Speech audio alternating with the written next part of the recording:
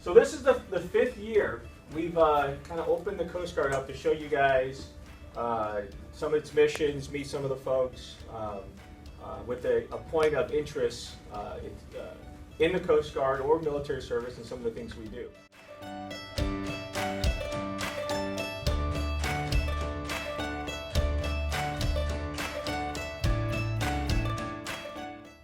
How many people have heard of the Coast Guard before? No, that excites me because a lot of times when we first started out a year ago, most folks had no idea. So that's where we started from, is bringing some introduction to the Coast Guard programs, careers, jobs. I like to say careers, buzzword. Remember that, careers. As you come up and do interviews and stuff, not today, but just in your everyday life. We're going to touch on some things, some skills that you guys will use in everyday life. And, I was at the Coast Guard Academy, which Commander Kuted went to. And I was an admissions officer there. And then before that, I was at Sector New York. That was my first job.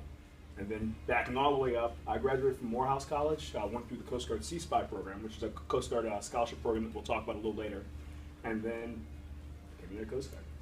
And while I was in, they did pay for a master's, so they will pay for graduate work. Another program, honestly, the Sea Spy program that you heard of. That's a 2-year program that covers your last 2 years of college. There are a number of schools that are eligible. I heard some of you mention some of the schools that you're looking at.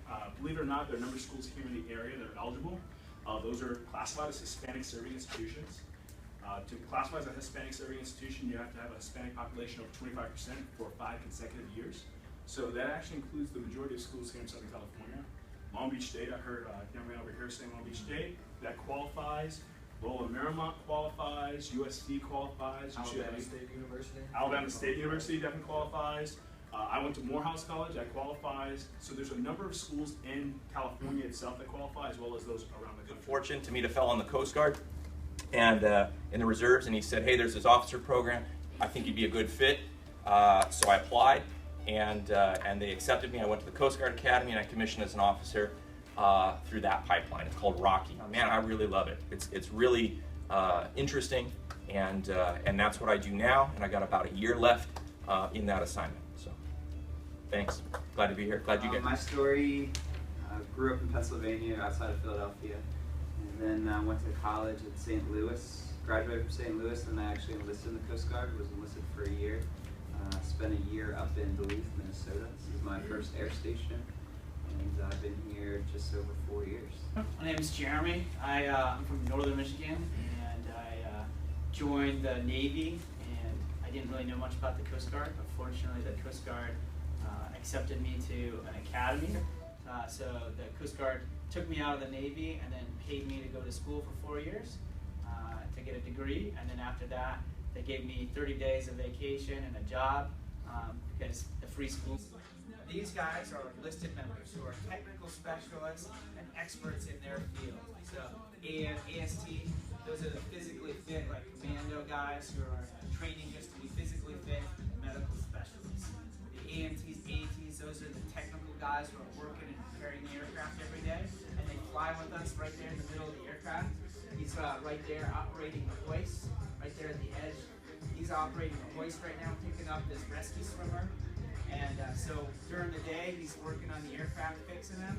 And I was on duty last night for 24 hours, and I fly the helicopters, and I fly with those guys, and they help me keep the plane safe with that technical expertise, and they operate the hoist while I fly, and they tell me where to fly, where to position myself, because I can't look straight down. And we pick up survivors here.